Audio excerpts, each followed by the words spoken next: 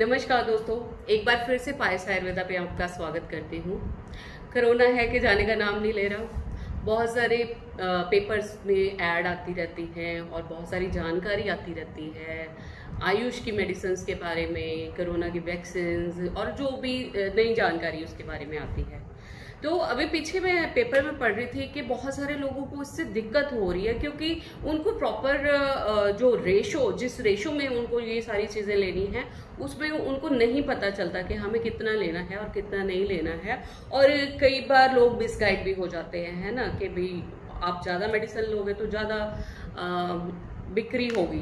तो मैं आज आपको ना डेमोन्स्ट्रेट करके बताती हूँ कि हमें जो आयुष ने रिकमेंडेड किया हुआ है काढ़ा जो आपने लेना है उसमें कौन कौन सी चीज़ें हैं। आप एक तो आपको पहचान हो जाएगी, वैसे तुलसी की तो सब लोगों को पहचान है। ये दालचीनी है, दालचीनी इसमें डलती है और काली मिर्च है और सौंठ है।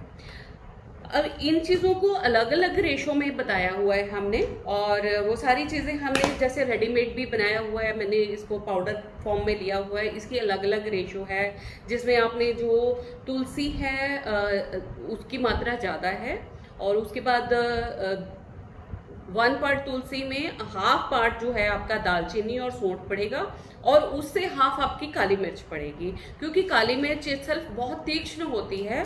और इसको हम लोग जो इसमें ऐड करते हैं वो इसलिए ऐड करते हैं for the better assimilation. Assimilation क्या है कि मैं अगर ये सारी चीज़ें लेती भी हूँ और मेरा लिवर उसको बिना यूज़ किए उसको फेंक देता है, उसमें से उसके प्रॉपर न्यूट्रिएंट नहीं निकाल पाता है, तो मैं कुछ भी लेती रहूँगी, मेरा उसमें मुझे कोई बेनिफिट नहीं होता। जैसे कि आजकल बहुत लोगों का जो लिवर है वो कॉम्प्रोमाइज होता है और आपको बाहर से जो सप्लीमेंट्स भी लेते हो उनका भी फायदा नहीं होता, क्योंकि लिवर इटसेल्फ उनको कंज्यूम नहीं कर पाता। स्मॉल इंटेस्टाइन में जाके आपके न्यूट्रिएंट एब्जॉर्ब नहीं हो पाते और एज इट इज़ वो बाहर निकल जाते हैं।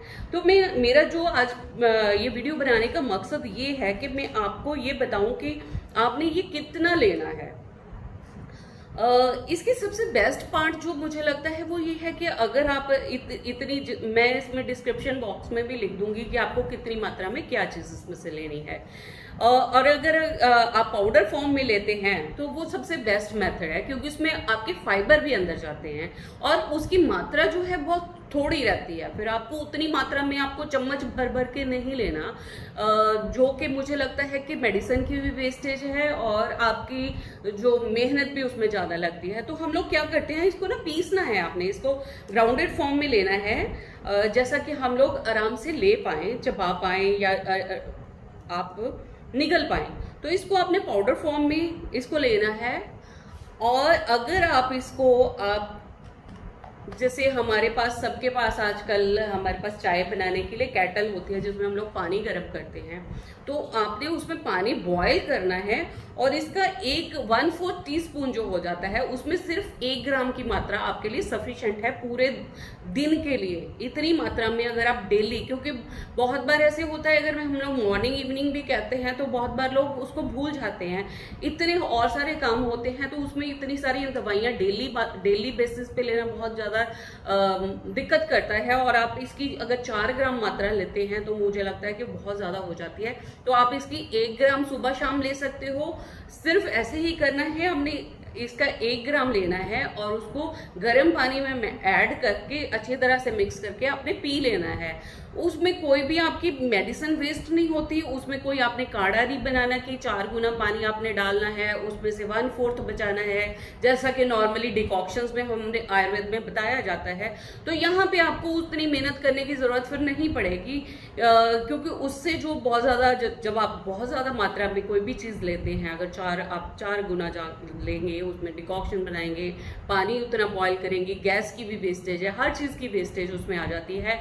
और यहाँ पे इसलिए ये मैं रिकमेंड कर रही हूँ क्योंकि अभी हमें नहीं पता कि कितनी देर हमें और प्रिकॉशन लेनी पड़ेंगी, है ना। तो हमारी जितनी भी हमारे सोर्सेज है, एनर्जी सोर्सेज है और सारी तरह के सोर्सेज है, हमें उनको एक तरीके से चलना चाहिए। हमारी जड़ी बूटियां भी है, तुलसी है और काली मिर्च है, इनके भी तो लिमिटेड सोर्सेज हैं, तो हमें लिमिटेड सोर्सेज में मैक्सिमम बेनिफिट लेना है। तो मैक्सिमम बेनिफिट लेने के लिए ये सबसे बढ़िया मेथड है कि आप उसको 1/4 टीस्पून अगर आप लेते हो और उसकी इतनी मात्रा सफिशिएंट रहती है पूरे दिन में, बच्चों के लिए भी, और बड़े अगर है 2 बार भी ले सकते हो अगर आप बहुत ज़्यादा एक्सपोज हो रहे हो बाहर, तो इतनी मात्रा में अगर आप लेते हैं तो वो आपके लिए बेस्ट पोर्शन है। उससे ना आपको कोई कॉन्स्टिपेशन होगी, उससे ना आपको बवासीर होगी जो पाइल्स की प्रॉब्लम होती है। और सबसे मजेदार बात ये है कि हर लोग को ये रहता है कि इनमें ऐसा क्या है कि जो हमें ये कोविड से बचा के रखती हैं।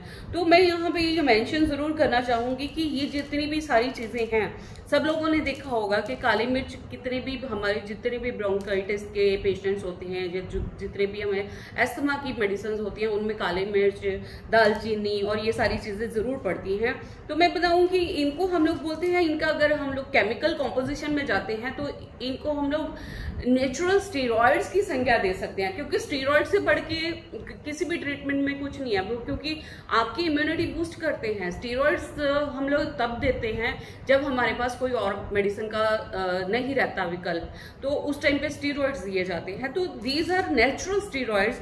इसके हम काली मिर्च की अगर केमिकल कॉम्पोजिशन में जाते हैं, जो इसमें ऑयल्स रहते हैं, जो इसकी मेन जो इसका काम करता है केमिकल कॉम्पोजिशन, तो वो सारी चीजें हैं, दे आर रिच स्टीरॉइड्स, और जो कि हर्बल स्टीरॉइड्स हैं, और जिनका इतनी मात्रा में जब हम लोग कंज्यूम करते हैं आपकी बॉडी पे उसका कोई भी साइड इफेक्ट नहीं होता। रादर आपके जितने भी बॉडी में टॉक्सिन्स इकट्ठे हो रहे हैं बॉडी में, वो सारे क्लीन हो जाते हैं। तो आपको यही रिकमेंड करूंगी कि मैं कि इतनी मात्रा में आप डेली मात्रा में लेते रहें तो आपको कोई नुकसान नहीं होगा। बट हाँ, सोर्सेज हमारे हैं और हमें इनके लिए भी जागरूक रहना है।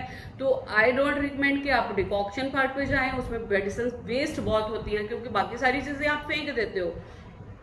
जब आप काढ़ा बनाते हो, मेडिसिन बॉयल करी और बाकी सारी चीजें मैंने फेंक दी, तो दैट इज मेरे हिसाब से वो एक बेअदबी मेडिसिन की होती है। तो हमें मेडिसिन को उस हिसाब से लेना चाहिए जितनी आप कंज्यूम भी करो और आपको कोई नुकसान भी ना हो, क्योंकि इसमें सारे फाइबर आ जाते हैं, आपके सारे फाइन पाउडर्स आ जाते हैं, क्वांटिटी कम हो जाती है और उसी में आपकी बरकत पड़ती है। लाइक ये 100 ग्राम का है, आपने डेली अगर 1 ग्राम मात्रा आप लेते हो, सुबह शाम भी लेते हो, तो 100 ग्राम भी आपके 50 डेज के लिए जाती है। अदरवाइज इसकी 250 ग्राम मात्रा आपको लेनी पड़ेगी।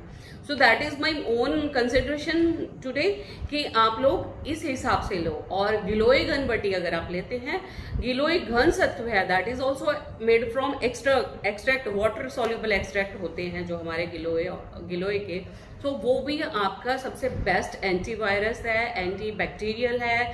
तो आप आपकी बॉडी में फीवर नहीं होने देता। तो गिलोय भी आप 1 टैबलेट सुबह शाम ले सकते हो जब हम उसको थेरेपेटिक यूज के लिए लेते हैं। अगर हमें फीवर वगैरह होता है तब हम उसकी मात्रा बढ़ाएंगे, अदरवाइज हमें मेंटेन करने के लिए इतनी मात्रा में बहुत है। आप डेली अश्वगंधा का 1 कैप्सूल लेते रहे, so that is the main things जो आपकी बॉडी को इम्यूनिटी। हाँ, बाकी सारी चीज़ें मैं पहले भी बता चुकी हूँ। कॉन्सेंट्रेशन से खाना खाइए तो सो दैट आप जो खा रहे हैं वो आपकी बॉडी को हेल्प करे।